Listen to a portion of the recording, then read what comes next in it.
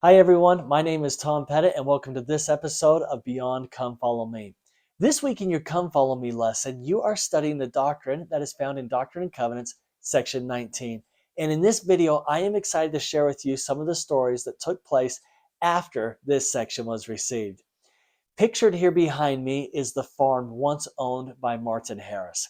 It was these 151 acres that Martin Harris would end up selling so that he could fund the publication of the Book of Mormon. Now, let's get to the beginning of the story here. It's the summer of 1829. The Book of Mormon publication is just wrapping up when section 19 comes around. And Joseph Smith has obtained a copyright of the manuscript, and now he needs to find a printer.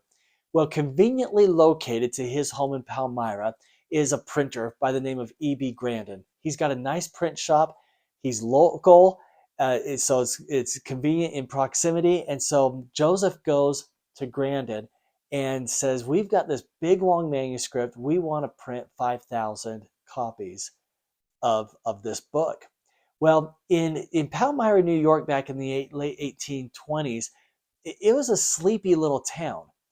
But some of the entrepreneurs there in that area thought that Palmyra was going to be the next New York City. And so they were getting prepared for this huge metropolis, this big business boom that, of course, never happened. But Grandin, with that thought in mind, he wasn't just a small town printer. He went to New England, over to Boston, and he bought this huge print press, a press that was way too big for the sleepy little town of Palmyra. But he thought he would need this for some grand business because Palmyra was about to become New York City. So he purchases this press. It's way too heavy to get into a wagon, to be pulled by a horse, and so they have to put it in a boat. Well, conveniently located to Grandin's press was the Erie Canal. And not the Erie Canal, but a little offshoot that had been dug years before to bring commerce a little bit closer to the town.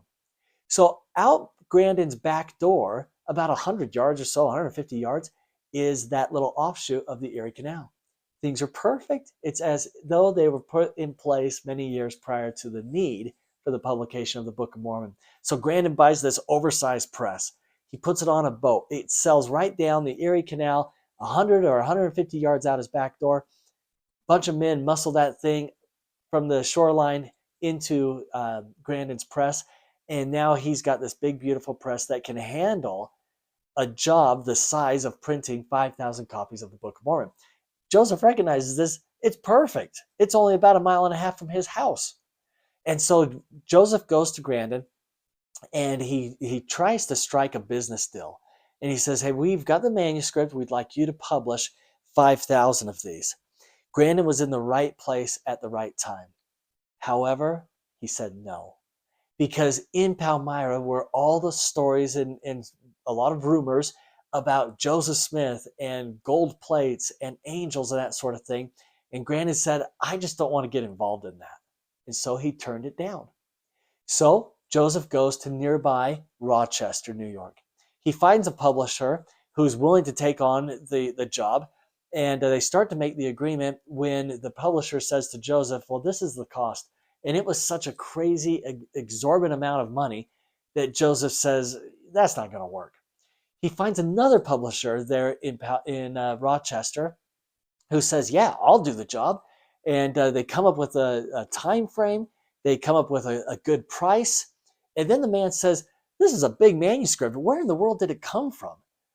Did you write this? And Joseph then started to testify of the truthfulness of the Book of Mormon and how it came about. And the man says, no, I'm not going to be involved in this one. Go somewhere else. I'm not going to be involved. So with Joseph running out of opportunities, he goes back to Grandin to renegotiate or to ask him one more time, hey, can we do this? And during that time while Joseph was in Rochester, some of Grandin's business associates and friends and just people in the community that he trusted heard about Joseph's offer to have the book published there in Grandin's print shop. And they said to Grandin, like, why aren't you doing this? This is a great opportunity. You've got the press to do it. And Grandin says, yeah, I'm not going to get involved in that those stories about angels and that sort of thing. And his business associate's convinced him. He says, this is a business deal. You're not testifying that you believe these things are true. It's just a business deal. So Grandin, go for it. And so Grandin, under reconsideration, he says, okay, Joseph, I'll do it. So perfect. He has the press. It's in the right location. Grandin, young like Joseph, he's enthusiastic to get right to work and to take on this job. He's got everything in place. It's perfect.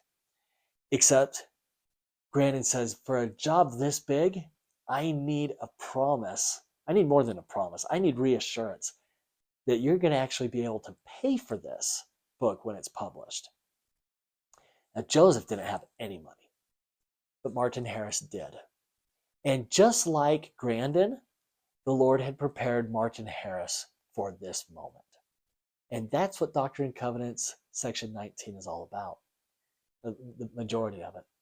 And so Joseph goes to his buddy Martin, who has the money. He hands him Doctrine and Covenants section 19. Martin Harris reads it and he accepts it as truth. And so he does as commanded in verse 26. And again, I command thee that thou shalt not covet thine own property, but impart it freely to the printing of the Book of Mormon, which contains the truth and the word of God. Grandin wanted $3,000. $3,000 back in those days is equivalent to about $85,000 today. This is a big deal. But not only was Martin Harris in a financial position, perhaps even more important than that, the Lord had prepared him in other ways. He and Joseph had become introduced to each other years earlier. Joseph had proven himself to be a trustworthy young man. Martin Harris saw potential in Joseph, in not just spiritual matters, but he saw him as a great young man. He trusted Joseph. He believed in Joseph. He believed in the testimony that the prophet Joseph Smith bore about the experiences that he had had during that decade of the 1820s. Martin Harris had a testimony of the truthfulness of the Book of Mormon. And with that testimony, he had a desire to see it come about and be printed for the world. So with the testimony, with the desire, with the trust in his friend Joseph Smith, he put on Grandin's table a promise. I will pay the $3,000 and make sure that you are paid in full when the book is published. So with that, Grandin gets to work and he starts to publish the Book of Mormon. The idea is that when the book is ready, or it has been published and it's ready for sale, Joseph Smith would sell the Book of Mormon, each copy, for $1.75. With that money coming in from the sale of the books, he would be able to pay off that promissory note and make sure that Martin Harris keeps his farm. Did I not say? I may not have said that. The promissory note said, Martin Harris, will pay the $3,000 due on this book, and if I can't pay it, I will sell my farm to do so. So Joseph's going to sell it for $1.75. Well, the people in Palmyra, they get together and they sign a petition. And they walk around and they're saying, hey, sign this petition that you won't buy the Book of Mormon when it's available for sale. And you know what? Those people stuck to that promise, or whatever we want to call it. And they didn't buy the book. And so Joseph had to lower the price to $1.25. And they still couldn't sell the book. In fact, they even had a hard time giving the book away. So Martin Harris is in quite a predicament here. Years later, well, let me tell you what the predicament is. Martin Harris owes Grandin $3,000. The business idea of sell the book in order to raise the funds, that failed. And so now Martin Harris is going to have to sell this farm, the very ground that's pictured here behind me. He eventually did. He had to sell the farm to pay off Grandin. Years later in Kirtland, a man approached Martin Harris, and he says, did you give up your farm after Joseph Smith promised to pay you? Did you ever get your money back? Martin Harris replied, Joseph Smith has paid me more than I ever gave to him. Now, what exactly did Martin Harris mean is left for us to discern. I think that Martin Harris recognized that what Joseph Smith gave him, the intangibles that Joseph Smith gave Martin Harris, was well worth way more than the $3,000 it cost him. The testimony, the gospel, the truths, the doctrine, the priesthood, the ordinances, all of those things. Martin Harris says, I got way more in return than I ever paid out. What a marvelous testimony that Martin Harris has of the Book of Mormon. So how do we relate section 19 to ourselves? Well, let's go back to verse 26. And I won't answer that question for you, but maybe give you an idea or two. The Lord says, and again, I command thee, and if we're likening the scriptures to ourselves, as we ought to, the thee is you and me. And again, I command thee that thou shalt not covet thine own property, but impart freely. And then to the printing of the Book of Mormon. Now, I don't think that we're ever going to come to a time in the history of our church, the future history of our church, in which the Lord is going to ask us to pay for the publication of the Book of Mormon. But the Lord is asking individually us to not covet things, some things, but to exchange those things for the things that he's asking us to give him. So, for example, he asks us to participate in the law of the fast. Well, what does that mean? We give up something we covet, a nice lunch, in exchange for donating the money so that his work can move forward. Okay, so he says, hey, at times, give up something that you really want in exchange for something that he's asking us. That's one example. We could come up with 10,000 examples, but that's an idea of how to relate this section to ourselves. So Martin Harris does a marvelous thing. Here's the rest of the story, and this is quite interesting. So Martin Harris, on April 7, 1831, he sells this 151 acres of his farm. Not only would he be losing the farm, but it would cost his marriage as well. Cost him his marriage as well. So he sells this farm, and he sells it to a man by the name of Thomas Lakey, if I'm pronouncing that right, Lakey. Thomas Lakey makes the arrangement with Martin Harris that to purchase this farm, he's going to give him installments, payments, periodic payments, until the full $3,000 is paid. Well, Mr. Lakey would give Martin Harris some money. Martin Harris would take it to Grandin, and Grandin's thinking, hey, the deal was you'd pay me $3,000, not that you'd pay me installments after the due date. I need my money. So what's Martin to do? Mr. Lakey is paying him as fast as he can, according to the agreement that Lakey and Harris entered into. But then shortly after this, there comes a man by the name of John Graves. Less than a year later, it's January 1832. And Mr. Graves wants to buy this farm. Or rather, he wants to represent his daughter who wants to buy this farm.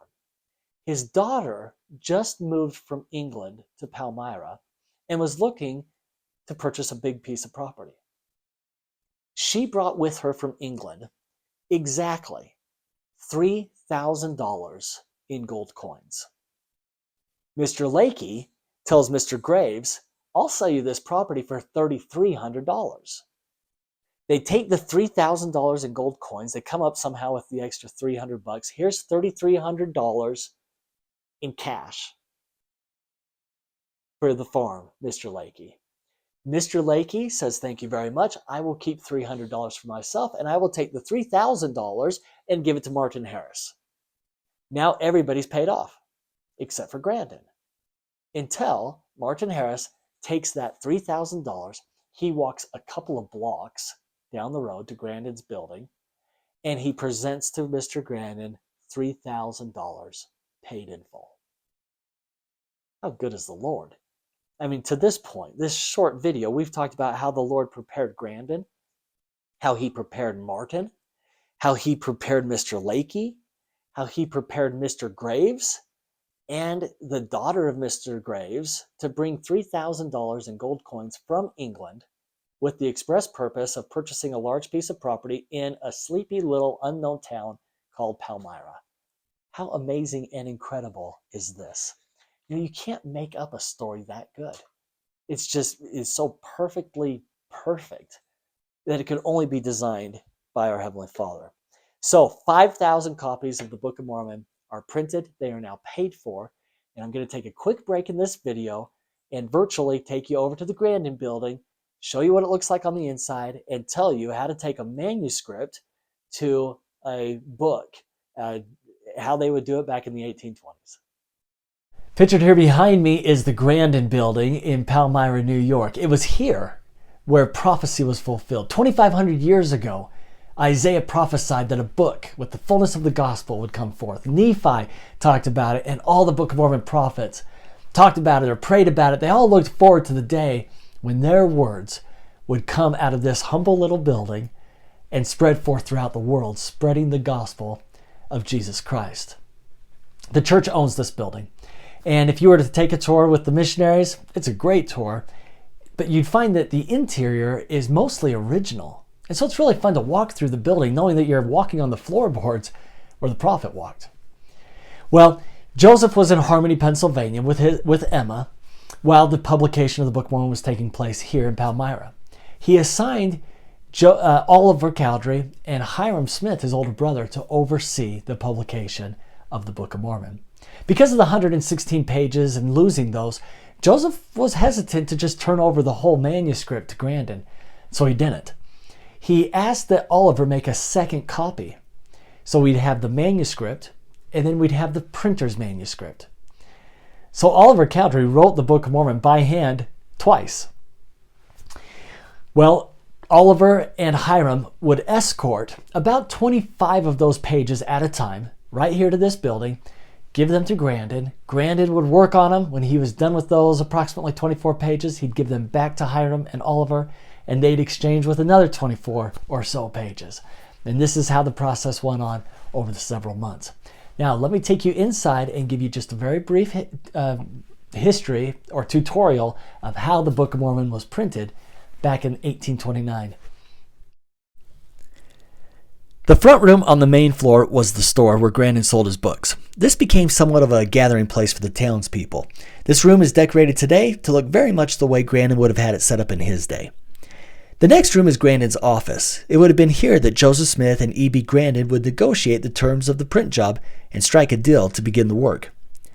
The top floor of this 3-story building is where the first steps of the publication took place. In this room you see the reconstructed print shop. The replica press is prominently on display. When the church renovated the building years ago, they found the actual original press, the press that the Book of Mormon was printed on. The church now has that press on display in the Church History Museum in Salt Lake City. The first step was the typesetting. And Grandin had a business partner by the name of John Gilbert, who was somewhat of an expert in punctuation. This was handy because the manuscript was given to the printer with absolutely no punctuation at all. Everything you see on a page, each letter, each space, each indentation, had to be represented by a small metal piece that was inserted into a block of wood. The block was for convenience in holding the small metal pieces in place, and of course to keep them from falling all over the floor. Now the typesetter had to put these little metal pieces in order and backwards. So on average, each Book of Mormon page contains about 2,500 characters and spaces. So 2,500 of these little metal pieces put in the right order backwards for every single page of the Book of Mormon. Once the type was set, it was taken over to the press and lined up just perfectly. Then someone would take 2 large round mallet-like tools and roll the ink all over the type. They say that the ink had the consistency of peanut butter. Next, with the type and ink in place, clean white paper was laid down over the type. The heavy press would then smash the paper down over the type and produce a clean copy of the type onto the paper. The press would print 16 pages of the Book of Mormon at a time, but on just one big piece of paper. They didn't print the whole Book of Mormon all the way through, one at a time, 5,000 times. While they had the type set up for the first 16 pages, they would run the press 5,000 times. You'd have 5,000 copies of pages 1 through 16, then work on 5,000 copies of pages 17 through 32, etc., until you have all your pages ready for the 5,000 books. Add it all up, and you would need to roll out the ink and crank down the press over 185,000 times. And remember, in the summertime, there's no air conditioning, and in the winter, there's no heater. When the pages came off the press, they were hung to dry. Dry sheets were then taken to the second floor, where they would be assembled into books. Here on the second floor, we have the bindery room. The first thing that needs to be done is the folding of the large printed page. Now, you have to do it just right so that the pages end up in the right order and so that none of the pages end up upside down. Once the 16 pages are folded, you have what's called a signature. About 37 signatures made up a complete Book of Mormon. Once we have our signatures folded, it's time to put them on a press and really flatten the pages together. After they're flattened down really good, the edges are cut with a sharp razor so that the pages can actually open once placed inside the book. But we don't want all those loose pages flying all over the place. So the pages are then sewn together with a needle and thread. Cardboard was added to the top and the bottom of the stack of signatures to produce a hardbound book, and then leather sheepskin was then stretched around the binding of the book to give it that really classy look. Finally, on the outside binding, the words, "The Book of Mormon," were put in gold leaf. Now you have a Book of Mormon ready to fulfill its purpose to convince everyone that Jesus is the Christ. All right, there's one more story I want to tell you that happened here in Palmyra as it pertains to the Book of Mormon. While the Book of Mormon was being published, before it was in complete book form, there came a man by the name of Solomon Chamberlain. Solomon Chamberlain's story did not begin and end here in Palmyra, though. It began years earlier in another part of New England in the year 1816, when he began looking for gospel truth. He had a dream one night that while he was in pursuit of truth, he had a dream one night that there, at that time, this is 1816, there was no true church on the earth. But to prepare himself, because the true church was coming. So he was now on a quest to prepare himself and be ready for when the true gospel of Jesus Christ and the church which contains it would be presented and available to him. It just so happens that in 1830, he finds himself on a boat. He's traveling down the Erie Canal, and he comes to that little offshoot from the canal that comes right in close to the town of Palmyra. And the Spirit whispers to him to get off the boat. So following the guidance of the Spirit, he jumps off the boat and starts walking into town, not knowing what he's doing there. The Spirit whispers to him specific directions. Go down this particular road. As he does, he's told, knock on that particular house, which he does. Back in those days, it was common for travelers to just room and board with somebody. So he knocks on the door of this house. A woman answers, and he says, I'm not from around here. It's getting late. I'm hungry and tired. Can I stay over here with your family tonight? The woman says, come on in. Her and her husband welcomed Solomon into their home without much hesitation. The next morning at breakfast, this woman says to Solomon, so what do you think of Joseph Smith and that gold Bible? Solomon says, I don't know what you're talking about. And she says, oh, the town can't stop talking about it. And he says, well, how do I find out more about this? And she says, just go down down this road, gave him directions to the Smith family farm, which he does, or which he follows those directions. He goes and knocks on the door at the Smith farm, and Hiram Smith opens the door. And before Solomon can introduce it, or without introducing himself, and before Hiram can say anything, Solomon Chamberlain simply asks Hiram, does this household believe in revelations? It's 1830. And Hiram, I don't know his response, but I'm sure it was something like, oh boy, do we ever. Come on in, we have some things to tell you. So Hiram brings Solomon Chamberlain into the home there at the Smith family farm. He calls to his father. So Father Smith comes over. Some of the Whitmers were there. And the Whitmers gathered around. They gathered into this small log home, and they start to tell Solomon Chamberlain all about the restoration of the gospel and all the events that had taken place. Solomon would record in his journal that the Spirit seemed to enter through the top of his head and go straight to the bottom of his feet. And he was filled with the Spirit, knowing that these things were true. Hiram, the next day, invites Solomon to accompany him to Grandin's print shop. He says, let me show you what's going on here. We got the manuscript. It's translated. We're publishing it. I'll show you. So Solomon and Hiram go down and they take the tour, kind of like what I just did with you, of Grandin's print shop. And Solomon knows, without even reading the Book of Mormon, that it's true. At this point, pages 1 through 64 had been published. Now, what they would do is they would publish page 1 through 16 5,000 times, and then page 17 through 32 5,000 times, etc., all the way until you've got all these what they call signatures, and you'd have 5,000 sets, or 5,000 pages worth of the book of the. What are we saying here? So they go 1 through 16 5,000 times, page 17 through 32 5,000 times. Eventually, you get all the way through the end of the manuscript, and now you can compile it all together, and then you've got 5,000 copies of the Book of Mormon ready to go. So they're only up to page 64. And so Solomon gets pages 1 through 64, and he reads it. He knows that it's true. And he says to Grandin, he says, hey, can I take this with me? And Grandin says, yes. But when I'm done with all these signatures, when I get the whole manuscript done and printed, I'm going to need that back. And he says, I promise, I'll bring it back.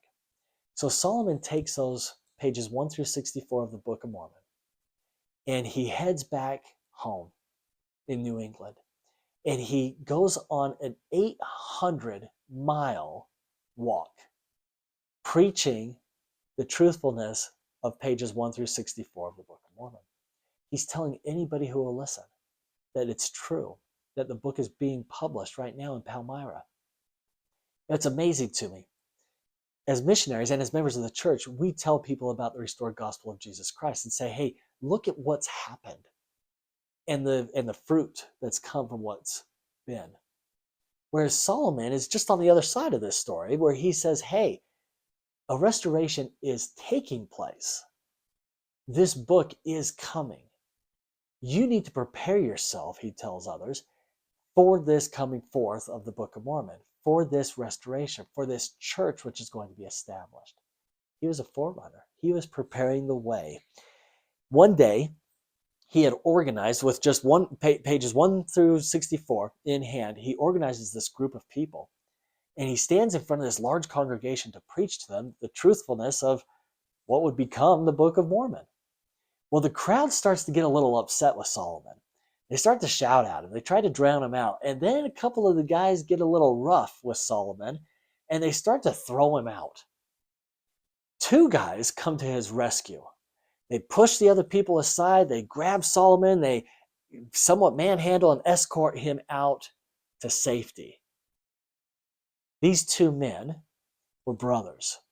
The one named Phineas Young and his brother Brigham Young were his 2 rescuers that night.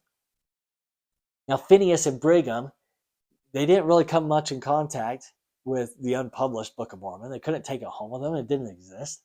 Solomon didn't have too much to teach and testify to them. This was before the official organization of the church. And so there was no church to join or missionaries from that church to hear from. It would be a short time later that an actual completed copy of the Book of Mormon would end up back in the hands of Phineas Young. Phineas, who would recall, I've heard a testimony of this book before. He would read that book, he would know that it's true, and he would share it with his family members, Brigham Young included. Brigham would share it with his friend, Heber C. Kimball, and between the Youngs and the Kimballs, they all joined the church, and they would provide leadership in the church for the next 40 years. Solomon Chamberlain's story doesn't end there. Solomon would go to Fayette and be there on April 6, 1830, the very day that the church was officially organized. He was baptized that same afternoon, one of the very first people to be baptized into the church. Solomon would follow the prophet faithfully to Kirtland. He'd follow him to Far West. He'd be driven out of Missouri by the mobs. He would be in Nauvoo. He would experience the time of Carthage. He wasn't at Carthage, but that time of Carthage, Jill. And then he would follow Brigham Young to the Salt Lake Valley. In fact, Solomon Chamberlain was in Brigham Young's company. He was one of the first to set feet in the Salt Lake Valley. He would live in the Salt Lake Valley until 1862, when he would pass away. Still faithful in the church, still true to his testimony of the Book of Mormon and the things that it testifies of, and that is Jesus Christ. And I say these things in the name of Jesus Christ.